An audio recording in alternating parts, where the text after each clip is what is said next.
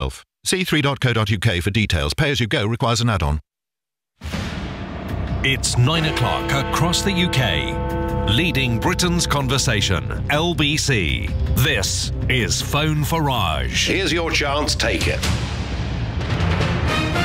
UKIP leader Nigel Farage takes your calls with Nick Ferrari at breakfast. Call 0345 6060 973. Tweet at LBC. Text 84850. This is Phone Farage with Nick Ferrari at breakfast. Only on LBC. It's 9 o'clock on Friday the 13th of February, and this is Nigel Farage bringing you your latest edition of Phone Farage on LBC. I'm here for the next 30 minutes taking your calls, and this is your chance to put any question you like to me, and I will endeavour to answer it. So here are the numbers for you to get in touch. Ring 0345 60 60 973, that's 0345 60 60 973, or email nigel@lbc.co.uk. And don't forget, you can also watch Phone Farage in high definition on the website, lbc.co.uk. And we're going to go straight to our first caller, who this morning is Sally from Kingston. Good morning. Good morning, Nigel. I hope you're well. I am. Good. No hangover. No, listen, Sally, I've just, had the whole of January without a single alcoholic drink. How about that? I think that's really good. So I've really lost good. weight, Anyway, and I'm fit, so far away. Good. Well, I hope you stay like that, indeed. Nigel, I know where you stand on the EU, and I'm very supportive of that because of overcrowding of our schools, prices of property, etc., and minimum wage, etc. But I don't know where you stand fully on things like, would you like to get rid of the House of Lords, like I would, trade unions, how you feel about them, taxes, monopolies, fracking. Oh, gosh. Well, now look, Sally. Lots of things. Well, thank you. We're going to need a long time, so I will endeavour to do a quick fire. Yes, I don't want to be members of the EU, not just because of open borders and migration, but because I don't think that 75% of our laws should be made somewhere else. I think they should be made here, and that elections should really matter in Britain. And I also do rather object to the fact that it costs this country a gross contribution of nearly £55 million a day. You mentioned the House of Lords. I think this country needs electoral reform. I don't think the House of Lords is at the top of that. What I do think, Sally, is that our first-past-the-post electoral system is now bankrupt. It used to work when we had two big parties and virtually nobody else, and it simply isn't working. Could I just pop a word in there about the House of Lords? I mean, yeah. It costs a lot of money for one. It's unelected, like the EU at the top. And also, it's given out as favours to friends of parties. I mean, it's an elitist group. Do you want to keep it in this country? I think the House of Lords has been massively devalued over the course of the last 15 years by a record number of people being put into the upper house, and as you quite rightly say, in many cases they've turned out to be donors of the Labour or the Conservative or the Liberal Democrat parties, and it is too big, it is unwieldy. Yes, the House of Lords needs reform, all right? I'm in no doubt about that. I think we will move towards an elected second chamber, probably along the lines of a Senate at some point in the future. But I repeat, my priority is that we get electoral reform for the House of Commons, number one, and number two, I want us to have a form of direct democracy in this country where if we think Parliament's getting things wrong, we can call a referendum on a key subject. Now, you went on to ask me a whole list of other things. Taxes, well, look, Could I just interrupt just a little bit on taxes? Tell me, Nigel, now tell me truly. Well, you've asked me, so I've avoided paying tax. Well, the tax avoidance issue is really interesting. Lord Fink said everybody avoids paying tax. Well, that clearly isn't true, because loads of people are on PAYE, and they have absolutely no choice about the tax they pay. What I would say is nobody willingly pays more tax than they have to, and that is certainly true. Answer the question, Nigel. I know you don't pay any more tax than you want to, but have you avoided deliberately? Have you taken measures in your whole life to avoid? I have never avoided any tax. I don't think I've ever avoided any tax myself through any complicated measures or in... Oh, no, I haven't. I haven't. An accountant that's looking after your affairs. Yes, I have an accountant, does everything. Of course I do. And particularly since I was elected to the European Parliament 16 years ago, it's an issue over which I've got to be incredibly careful. You raised a whole load of other questions. We're going to campaign for no tax on minimum wage.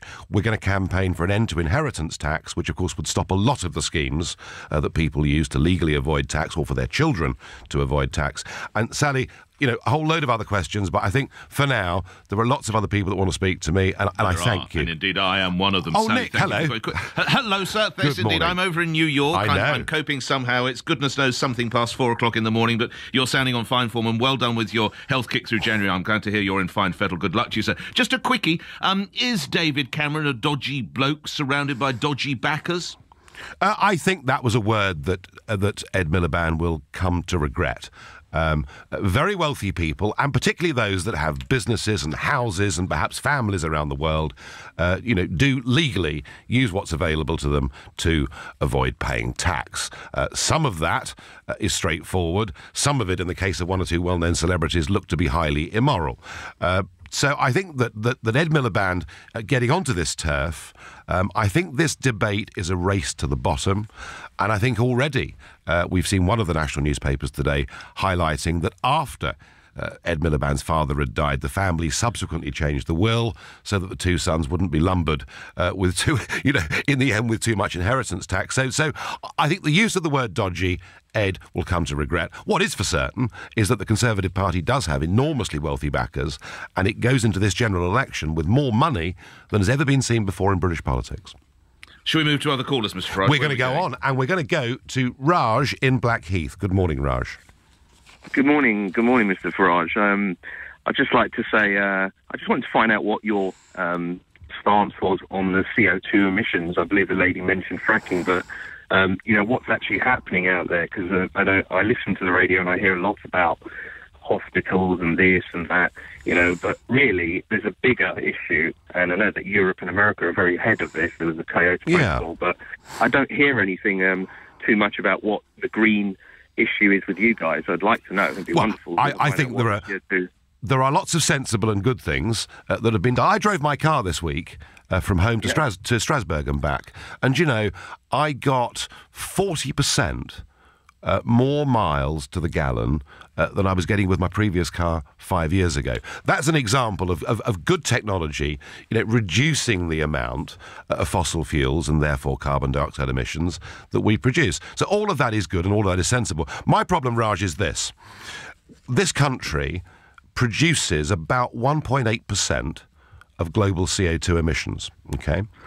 And the cement industry is the massive issue, and I'm looking at that one. Well, let's talk about the cement industry. Let's talk about the aluminium industry. Let's talk about the steel industry. Let's look at the industrial massacre that has taken place to British manufacturing as a result of carbon taxes. And all that has happened, Raj, is that production has been moved to India and other parts of the world, and then the products that would have been made here are shipped back to us. Nothing that we've done here with our industries has reduced CO2 emission, but at the same time, we've disadvantaged British manufacturing. So I'm all for being sensible. I would love to find renewable energies that worked. Wind energy doesn't. But for the moment, I'm just making an argument that all the while India and China are mining coal on the scale that they are, let's not destroy British industry in the name of meeting a series of EU targets on CO2 emissions. So what would UKIP do, Mr. Farage? Just one briefly, Raj. What would UKIP do with all the wind turbines if you had your say? Nigel Farage, what would you do? End all subsidy. Why on earth we've put 12% on the electricity bill of everybody in the country, and it's rather more than that on all of our businesses, so that rich landowners can be paid vast sums of money for doing nothing? I do not know. You'll have noticed, I mean, you've been away, Nick, but this week there's been a big high pressure sat over the United Kingdom. Virtually none of the wind turbines have produced anything this week. And very often, the periods of least wind are during the winter when the demand for electricity is actually at its peak. If someone can show me, that for example, solar energy is really close to being working and won't need taxpayer subsidy, I'll cheer to the rafters. But wind, I believe, has been a massive mistake, and UKIP would end all subsidy for it right away. Quick response from you, Raj, then we must move on. Yeah, just quickly. As far as the wind and that, that's not an area that I'm looking at. I'm talking about that the CO2 emissions or what's happening out there. There's a couple of industries. I went to UKTI to speak to them about the cement industry because I have something I want to offer. I want to offer Britain, actually, and I'm just saying that how to speak to them about it, but they just don't get it right now. And I want to work with people. My vote obviously is going to count. I want to put my vote somewhere this year.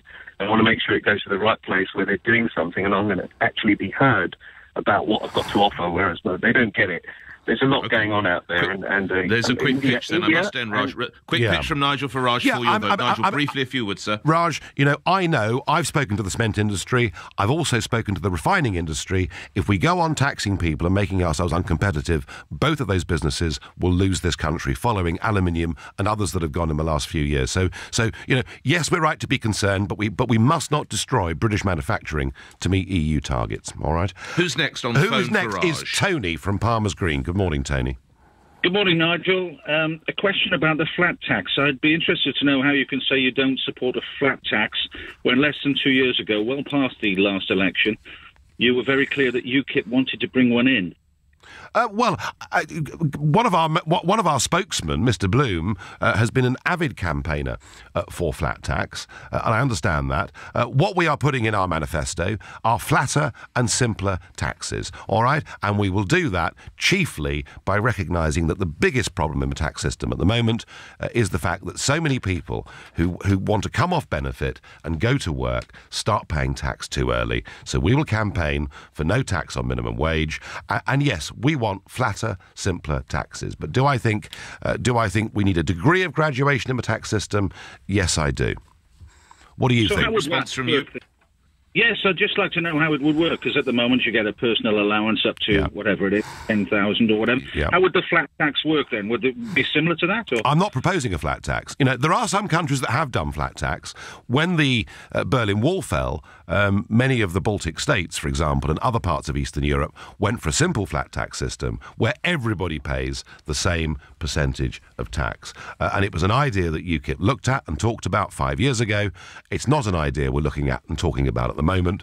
We think the most important thing is that people who are not in highly paid jobs are allowed to be better off through the tax system, and that's what we will campaign for. Longer term, I would love to see everybody, paying less tax, but for the moment, it's those at the bottom that have had a really rough, tough few years with wage compression and with tax rates kicking in, frankly, far too early. All right?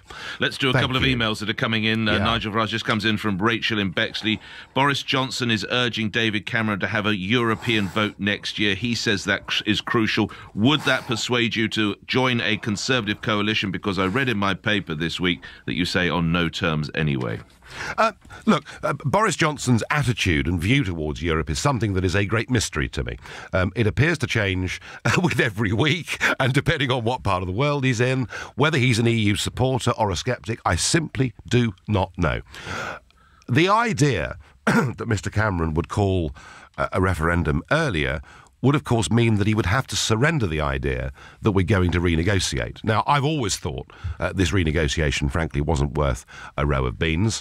What I have said, Rachel, is this, that if UKIP do well in these elections on May the 7th, and if we find ourselves in a position of influence in Westminster, our absolute red line for trying to help anybody to form a government would have to be that we want a referendum. At the moment, that means there's no possibility of us even talking to the Labour Party because they've turned their backs on this idea.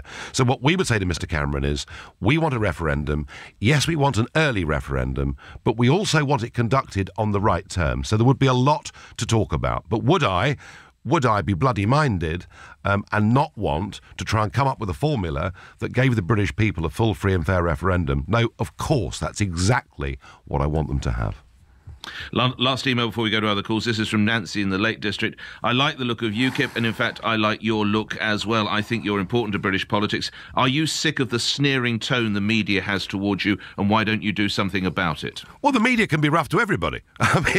This is hardly unique to UKIP. They can be rough to everybody. The one thing, Nancy, that gets me down is, you'll find a member of UKIP out in the country somewhere who is insignificant in the party, who says something silly, and I've argued this with Nick Ferrari before on this programme, that makes headline news, and yet if they were Labour or Conservatives, no one would know about it. That's the one thing that I do complain about.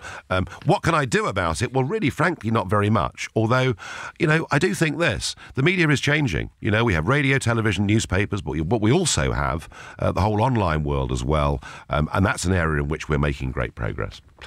We go to other calls, Mr. We Farage. go to John in Eastbourne.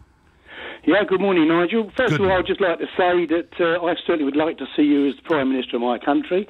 And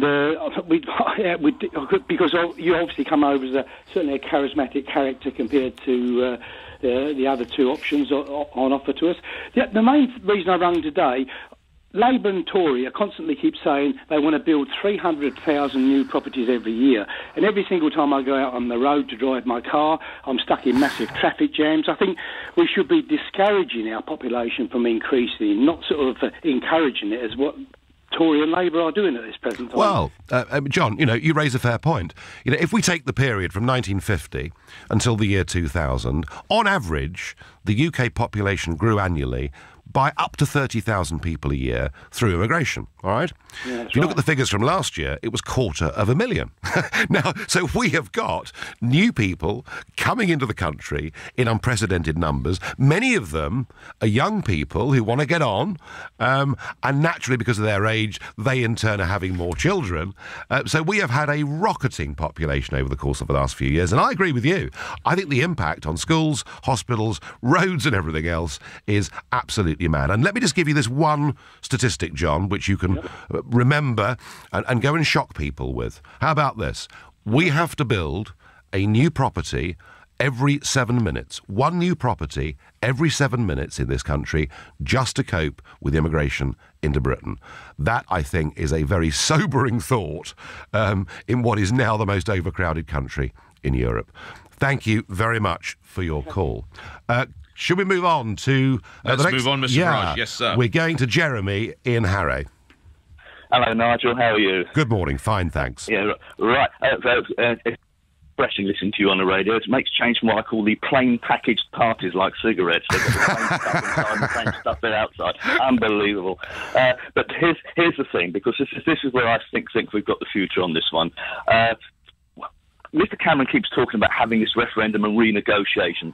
What possibility is there actually for him to actually represent or actually renegotiate this in view of the fact that what we have is a satrapy here? We haven't actually got a government at all. We've got a satrapy here enthralled to an unelected bureaucracy, and that's exactly what they are. They're second-rate failures. And before I finish on it, may I thank you and our UKIP MEPs from the bottom of my heart and everybody's heart for your refusing to recognise a terrorist Palestinian state. Well done. Right. Let's just deal with the renegotiation point. I think that's a good idea, Mr. Because if we get dragged into the Palestine debate, we could be here a long time. Important though it is. Yes, true. Jeremy, Mr. Cameron, 5 times to my knowledge in 2012, said, I do not want to have a referendum, and I certainly don't want one on Britain's membership of the EU. He then, in early 2013, changed his tune. He did it because he feared the rise of UKIP would cut into his vote. All right, it's as simple as that. It was a cynical manoeuvre. Yeah, that's true. And then what he tried to do was to kick it into the long grass by saying that it would follow a lengthy renegotiation. Now, actually, quite a lot of the British public say if we have a successful renegotiation, then maybe our objections to the EU would vanish. What has become clear since then, I think, are 2 things. Firstly, the European Union has got bigger problems than us. There's a place on the Mediterranean called Greece, which has just elected a far-left wing government, and there's a huge battle going on there. You've also got the rise of protest movements in Italy and in Spain. So the European Union is focused on desperately trying to hold together the failing single currency project. They really haven't got much time, frankly, for us. And secondly, I know these people personally, Mr. Juncker, the big bosses in Brussels, and the one thing they will not renegotiate or even discuss is the question of open borders, which is the one thing the British people would want to see in a renegotiation. So frankly, I think Cameron's renegotiation strategy is hold below the waterline, and I've no doubt as the election approaches, you will hear the Prime Minister sounding more sceptical than you've ever heard him before, and calling about an early referendum. The problem is, I don't really believe him, and I'm not sure the British voters do either. Jeremy, thank you for that. Nigel Farage, we've got so many people who want to get involved. We've got to move it on. Sorry, Jeremy, blame me. Don't blame Mr. Farage. Okay, I have to make the call. Where do we go, Nigel? Let's fire on to Sheila in Leighton. Good morning, Sheila. Hello. Hello, Nick. Hello, Nigel. Hi. Nigel, thank you for bringing a breath of fresh air to politics, and everybody I speak to will be voting for you. Thank you. Anyway, Nick, my question is, what would you do about the abuse in the care homes, and shouldn't cameras be put into those care homes? Jeremy Hunt, he's not doing anything he's saying.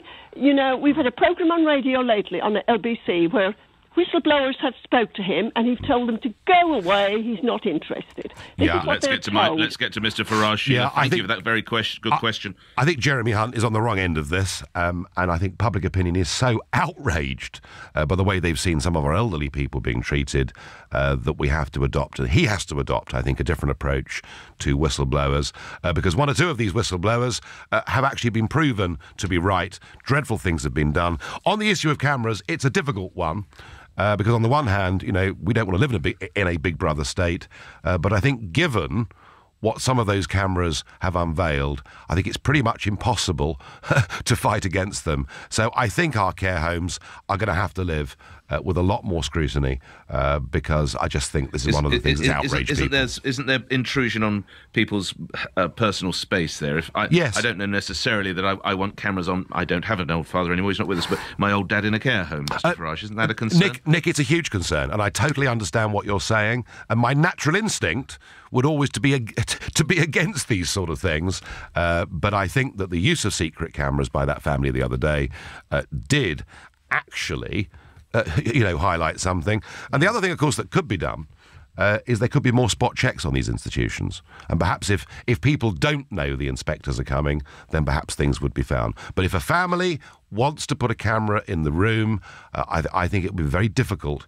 given what's been unearthed, to say they can't do it. All right. Sheila, thank you. Where now, Mr. We're going Farage? to Damien in Bristol. Good morning. Hi, Nigel. Hi. Hi. I wanted to know what your position on faith schools is, and whether you think they're segregating for society, with a particular emphasis on Jewish and Muslim schools in particular. Well, I've always supported parental choice, Damien, within the education system, and for that reason, I've always supported faith schools. However, there is one very big downside with faith schools, and you only have to look at the kind of atmosphere that we've had in Belfast for all these years to realise that faith schools can, in some cases, continue to foster division and perhaps even hatred and loathing within a community. I think we've reached quite a good compromise in the sense that faith schools now are forced to have a percentage of pupils there who come from different faiths, which means, whilst it may well be, a Roman Catholic school or whatever it is, it has to have a percentage from other religions so that when those young men and women at 18 leave school, they do have an understanding of other people from different religious cultures. The one last thing I would say is that I know there's been great concern within the media and within the country about what might have been happening in some of the Muslim schools and were they being used, by people who wanted to radicalise.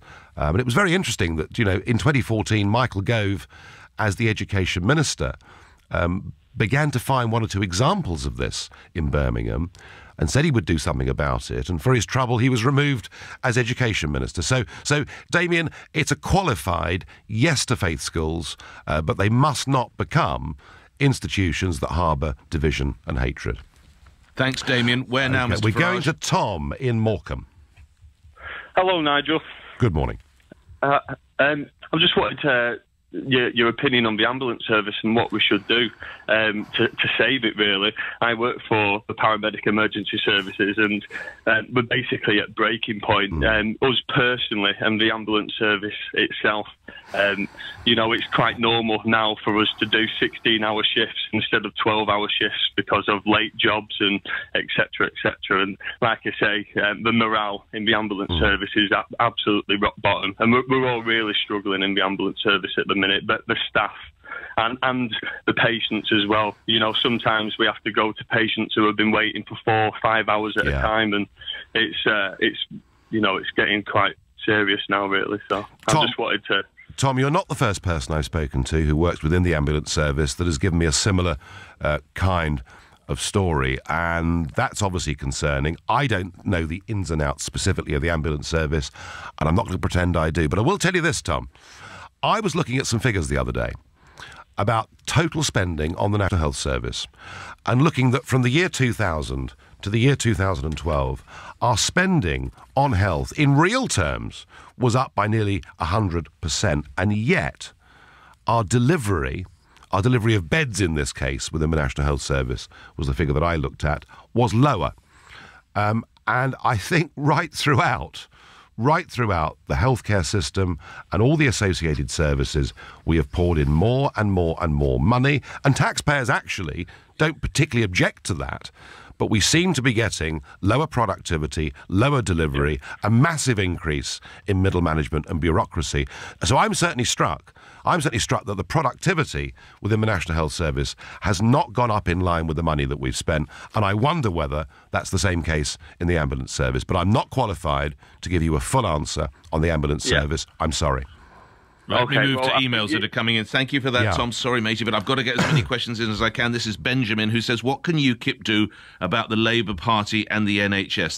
They talk constantly about keeping it free for everyone. They're the only ones who've ever privatised the NHS through PFI. How can we and UKIP open the eyes to this increasing political hypocrisy? Well, I agree. I mean, Andy Burnham goes on every radio and television show to say that the National Health Service is only safe in the hands of Labour and that everybody else would privatise it, when actually it was the Labour Party who, through PFI contracts and the outsourcing of things like hospital cleaning, did more to bring in the private sector than anybody's ever done since the NHS was created after the war. So yes, it's rank hypocrisy, but I repeat the point, Nick, I made to the previous caller from the ambulance service. The statistics that I've looked at, and we'll be talking about this next week in Rochester when UKIP has its big health launch, the point is this: Labour poured in vast resources, but they did not get better delivery in line with that money. So I find the Labour Party's position, frankly, unbelievable.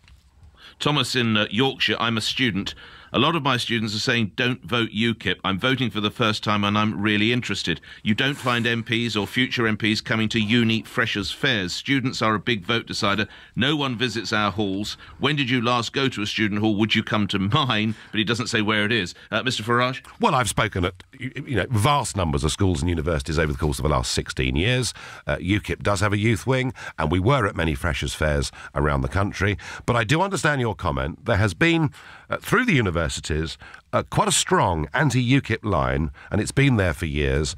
And one of the reasons might be, Thomas, believe it or believe it not, there are 400 Monet professors in British universities. That means people whose departments get subsidy from the European Commission to teach history and economics from an EU perspective. So I do detect within our universities there is some Eurosceptic, the bias against Eurosceptics, including UKIP. Not an easy issue for UKIP, but actually not an easy issue for anybody. The one thing I did see, I chaired I sat on a panel of a massive student conference with Charlie Kennedy about 10 years ago, and they cheered him into the room. He was a hero figure to students, but I rather suspect the Lib Dems may have lost that support. I think the honest truth is, Nick, all political parties are struggling with the younger voter.